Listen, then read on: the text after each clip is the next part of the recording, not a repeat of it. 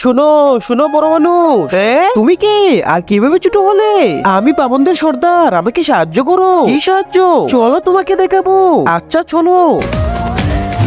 এই দেখো আমার রাজ্যের অবস্থা। খাবার, কেউ একটু খাবার দেও, জানি না কবে খাবার পাবো।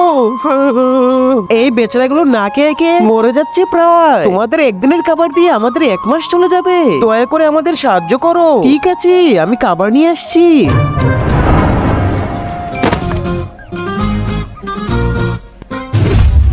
এই নাও, তোমাদের জন্য খাবার নিয়ে আসছি। আরে সর্দার, এতগুলো খাবার, এবার আমাদের খিদা মিটে যাবে। অনেক ধন্যবাদ ভাই, আমি তোমাদের জন্য আবার খাবার নিয়ে আসবো। আচ্ছা তাকো, এবার আমি যাই।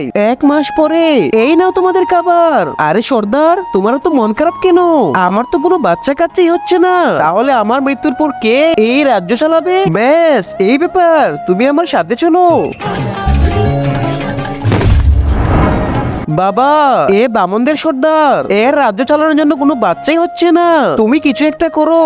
আচ্ছা, আমি একটা ওষুধ দিচ্ছি, এটা নিয়ে গিয়ে ওর বউকে খাওয়াই দিলে বাচ্চা হয়ে যাবে।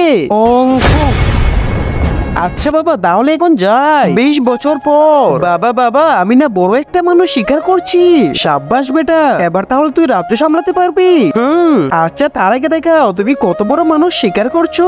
আচ্ছা চলেন, কিন্তু তার আগে যে ভিডিওতে লাইক করে চ্যানেলটি সাবস্ক্রাইব করবে, তার মা বাবা যেন অনেকদিন বেঁচে থাকে। যে কমেন্ট করবে আই লাভ ইউ মা বাবা, তার যেন মনের আশা পূর্ণ হয়ে যায়।